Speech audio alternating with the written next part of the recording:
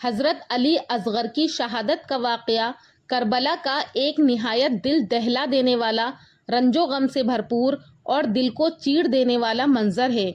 یہ واقعہ نہ صرف امام حسین کے صبر و استقامت کی انتہا کو ظاہر کرتا ہے بلکہ یزیدی ظلم کی سنگدلی کو بھی آشکار کرتا ہے۔ ان کی شہادت کا واقعہ شروع کرنے سے پہلے تھوڑا سا آپ کو حضرت علی اصغر کے بارے میں جاننا ہوگا۔ علی اصغر جو کہ عبداللہ ابن حسین کے نام سے جانے جاتے ہیں، آپ کی پیدائش 14 اپریل 680 کو ہوئی اور آپ کی وفات 10 اکتوبر 680 کو ہو گئی، جو عام طور پر علی اصغر کے نام سے جانے جاتے ہیں۔ حسین ابن علی کے سب سے چھوٹے بیٹے تھے۔ وہ واقعہ کربلا میں شہید ہونے والوں میں سے ایک تھے۔ حضرت علی اصغر امام حسین علیہ السلام کے سب سے چھوٹے بیٹے تھے۔ ان کی عمر صرف 6 مہینے تھی۔ ان کی والدہ کا نام حضرت رباب تھا۔ آپ کو علی اصغر، طفل صغیر، شیر خوار کے ناموں سے بھی پکارا جاتا ہے۔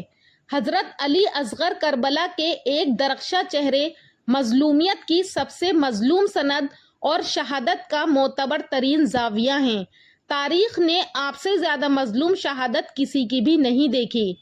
آپ کی شہادت کا پس منظر یہ ہے کہ یوم عاشور یعنی 10 محرم 61 ہجری کو جب امام حسین کے تمام ساتھی، بھائی، بھتیجے اور بیٹے شہید ہو چکے، یعنی عاشور کی دوپہر کا وقت تھا، میدان کربلا میں ہر طرف شہداء کی لاشیں بکھری پڑی تھیں۔ امام حسین تنہا رہ چکے تھے۔ خیموں میں خاموشی، آہوں اور سسکیوں کی آوازیں گونج رہی تھی۔ امام حسین نے جب اپنے شیرخوار بیٹے کی پیاس کی شدت دیکھی تو دل تڑپ اٹھا۔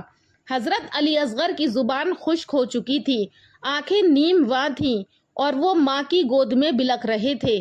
حضرت رباب خود بھی کئی دنوں سے پیاسی تھیں، مگر علی اصغر کی پیاس دیکھ کر ان کا دل پگھل رہا تھا۔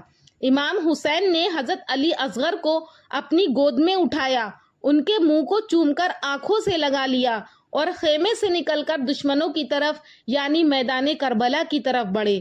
حضرت امام حسین نے فرمایا کہ اے لوگو، اگر مجھ پر رحم نہیں کرتے تو اس شیرخوار بچے پر رحم کرو، یہ پیاسا ہے۔ امام حسین نے علی اصغر کو بلند کر کے دشمنوں کو دکھایا۔ ایک دوسری روایت میں اس طرح سے ہے کہ اے ظالموں، اگر مجھے پانی نہیں دینا چاہتے تو نہ دو، مگر اس معصوم بچے کا کیا قصور ہے؟ یہ تو نہ کسی جنگ میں شریک ہے، نہ کسی کا قاتل ہے، بس شدت پیاس سے تڑپ رہا ہے۔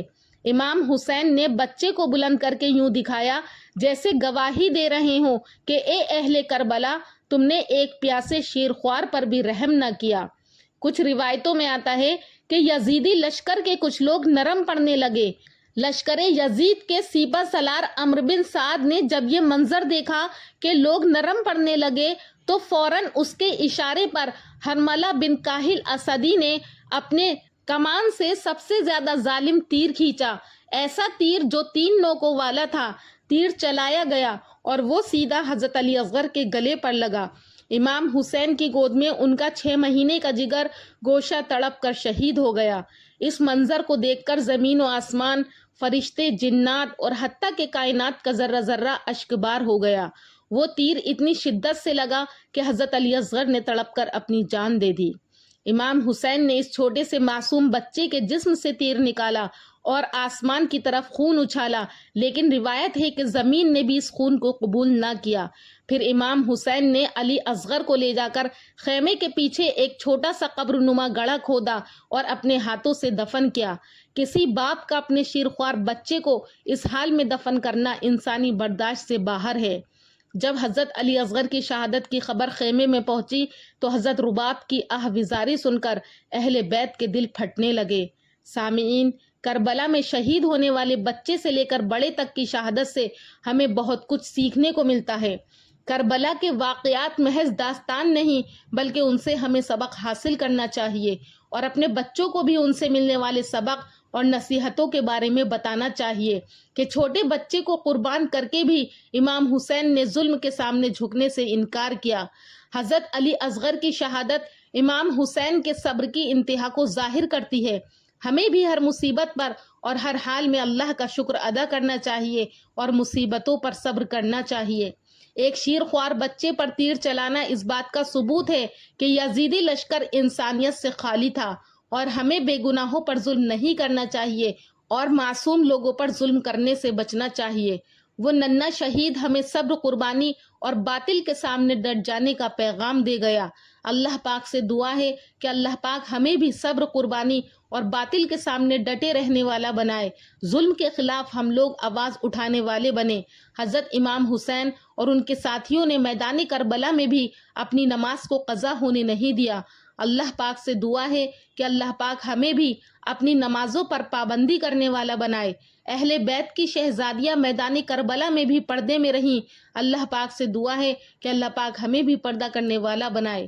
دوستو، امید کرتی ہوں کہ آپ کو ہمارا ویڈیو پسند آیا ہوگا۔ اگر پسند آیا ہے تو ہمارے چینل نوری اسلامک ٹیوبر کو ضرور سبسکرائب کریں اور کامنٹ سیکشن میں اپنی رائے کا اظہار کریں۔ انشاءاللہ پھر ملاقات کروں گی ایک اور اچھے ٹاپک کے ساتھ اگلی ویڈیو میں۔ تب تک کے لیے اللہ حافظ۔